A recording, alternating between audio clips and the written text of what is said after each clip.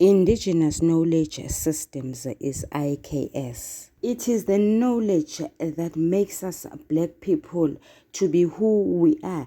It was supposed to be our legacy, but it was stolen and captured into beautiful books, and people have made a killing and a living on them. It was propagated by the word of mouth. For example, to clean your stomach, eat oranges. Simple and straightforward. Anibonane balingane mabhungu namatshitshi. Igama lami nguSpuki N IsiZulu. Namhlanje senza umbhalo obuciko obizwa ngokuthiwa Impi YaboMdabu Isethunjini, obhalwe nguJC Buthelezi. Sizokwenza inkomba umbuzo omude uphawu lokuhlaziya olubizwa ngokuthiwa ubudlelwano babalingiswa nendikimba. Ngaphambi kokuthi siqalise, let me acknowledge everyone that is here, old and new subscribers alike. Guys, you are loved, valued and cherished. Let me extend this acknowledgement to our lovely visitors. Please stay here and consider this your new home. As you do that, spread the word, as this will assist the channel kakhulu. Ubudlelwano phakathi kwabalingiswa nendikimba kuchaza ukuhlangana phakathi kwabalingiswa nendikimba. Kuchaza ukuthi abalingiswa abathile abatholakala kulo novel bayayithuthukisa indikimba yenhlupheko. Indikimba yilokho okubalulekile, ukwethulwa kwamaqiniso, umsuka wento ethile, umgogodla yingqikithi, umnyombo. Indikimba yalombhalo wobuciko othi Impi YaboMdabu Isethunjini yinhlupheko. Bakhona abalingiswa ebathinta njalo nje leyo ndikimba. Bukhona ubudlelwano phakathi kukaCele ongumalume kaBafana kanye nendikimba yokuhlupheka. Yinhlupheko eyamenza ukuba athathe isinqumo yena nomkakhe uMakhumalo sokuba bahlale babhalela uBafana noPopi njalo becela ukuba izingane zikaLinono zamukelwe kwangubane. Yinhlupheko futhi yaqhuba umlingiswa onguCele ukuba athathe uhambo ngokubona ukuthi izincwadi aziphendulwa muntu, aye kwaBafana eMlazi eyocelela izingane zikaLinono indawo yokukhosela. Umlingiswa onguCele uyayithuthukisa indikimba yokuhlupheka noma esefikile kwaBafana engamukeleki. Uyazibona azenyeze ukuthi okwangempela uhluphekile. Uthe nje lapho ebona imishini yokukhuculula izingubo zokugqoka iqophisana nomshini wokukhuculula ukhaphethi, wazizwa efikelwa amahloni, wazibuka wabona amagambhuzi akhe ethandwa zimpukane eziluhlaza. Umlingiswa onguCele uyayithuthukisa indikimba yenhlupheko. Simbona engenwa yingebhe, kwazise ubefuna ukuthi atshele umakhelwane ngendaba kaBafana yokumxoshisa okomgodoyi. Ngesintu esihle, uma ngabe umuntu ehlangabezana nensambatheka ethize noma isehlo esithile, uyaye phela acela abanye ukuba bamthwalise, kodwa uCele ubengeke ngoba umakhelwane lo ubebonakala engazi nokuthi izwe liphelelaphi futhi liqala kuphi. Owesifazane lo uyavilizela nje, uzigqokele inayithi, ukhweze unyawo olulodwa phezu kombhejana, nalo lolo nyawo lunezinzipho ezibomvu. Indikimba yenhlupheko iphinde iqanyiswe nguCele esephindela kwaBafana ngakusasa, kanti ubexoshiwe ngayizolo. uyazehlisa ngoba esazi isimo abuya kusona.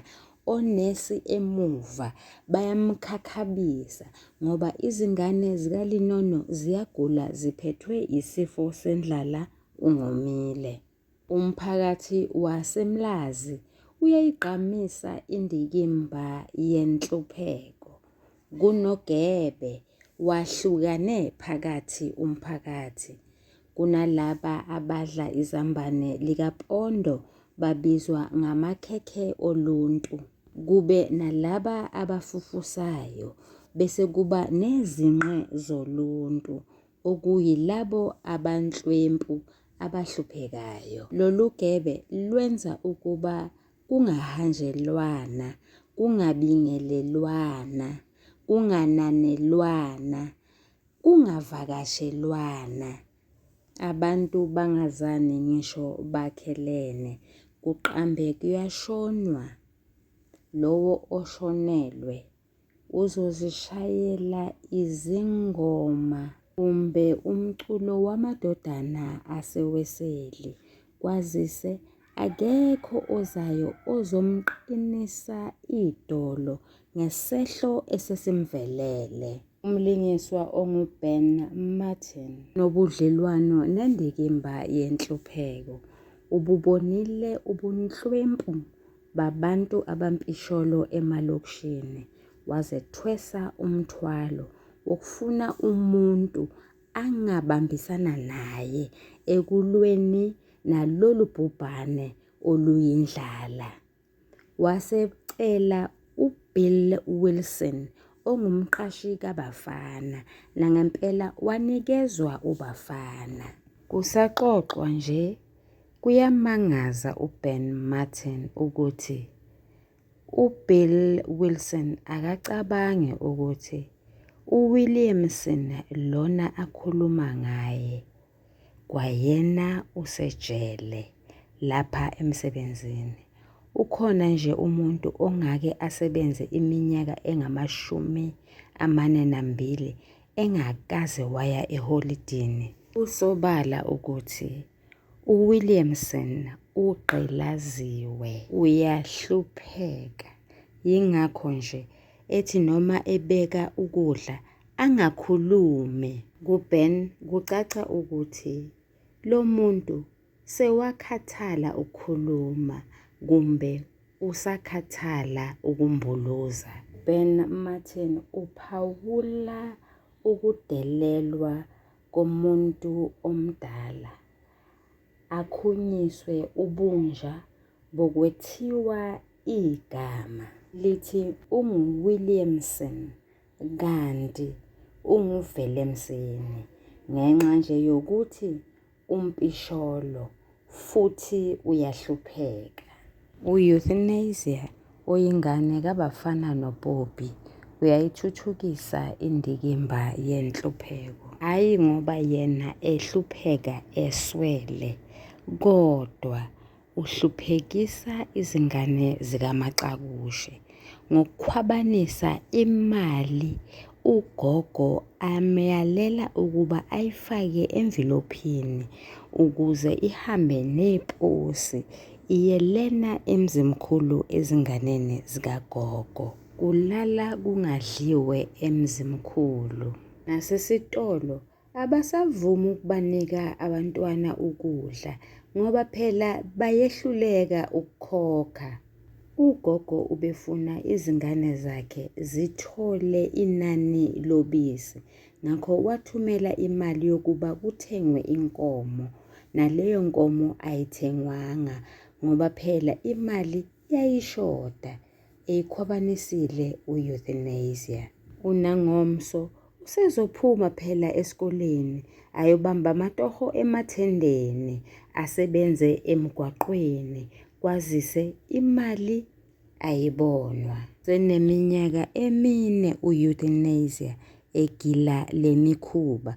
Kwazise bese kunguyena yedwa obhala izincwadi.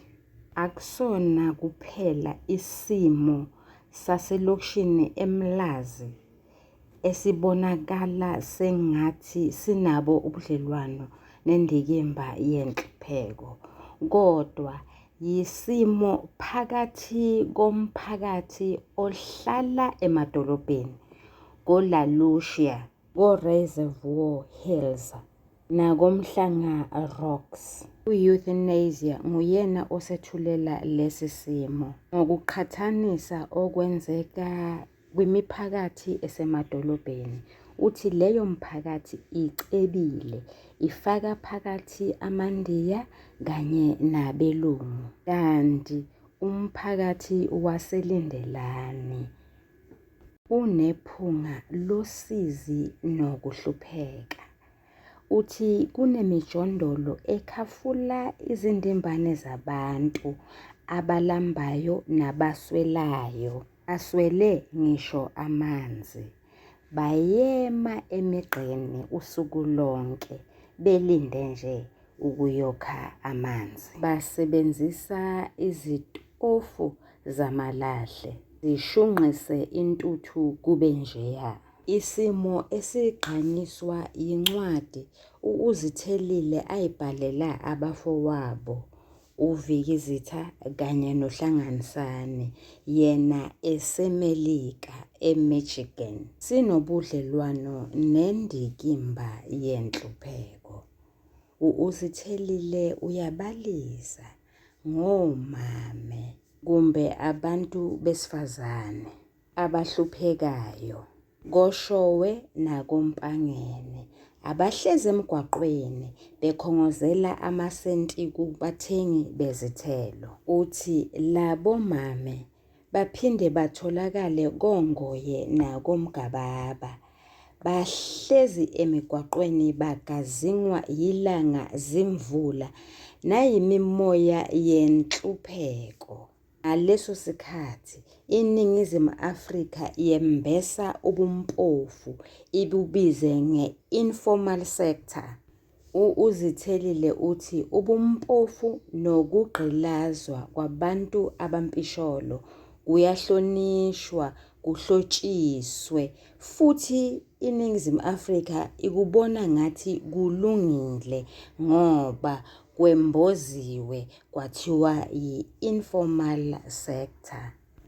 Isimo sezothando phakathi komuntu omnyama nomuntu omhlophe sinabo ubudlelwano nendikimba yenhlupheko. Abazali bakaPeter Samuels bebengeke bavume ukuba ashade noMelody oyindodakazi kabafana noPopi. Kwazise balwa impi yesinkwa, bebazi ukuba uma ngabe uPeter Samuels ezoshada noMelody, ubezothatha isinkwa okwakufanele satshelwe izintombi zesizwe sakobelungu, bese yena eyosihlephulela abantu bakubo bomdabu. Kodwa ukube uMelody ube ngumfana, uPeter Samuels eyintombazana, bebezovuma ngoba bebezobe bazi kahle ukuthi kulokhu ingcebo iza ngakubona. Lowo mfana uzohlephulela abelungu lokho okuyimali eza nakho. Seyahlupheka manje ubafana, akanamoto, akanandawo yokuhlala, usephilisa okwesinqibi. Usecela inkongozelo kudadewabo kaJethro Msibi, ogama lakhe lingu-Alice Msibi. Akasasebenzi ubafana, ngu-Alice owamtholela umsebenzi ngoba yena engumhloli. Njengoba engenamoto nje, uphila ngokunkashela emotweni kamhloli. Kulimala kwemoto kamhloli okwenza ukuba ubafana aphelelwe yindawo kwaMamsibi. Wasetshelwa ukuba makabuyele eMpaphala. Umbhali uphumelele ukwethula ubudlelwano phakathi kwabalingiswa kanye nendikimba yenhlupheko. Usebenzise abalingiswa abalandelayo: uCele noBafana, umphakathi waseMlazi, umphakathi wasemadolobheni koLalucia, koReservoir Hills nakoMhlanga Rocks kanye nomphakathi waseLindelani. Isimo sothando phakathi kukaPeter Samuels kanye noMelody Ngubane.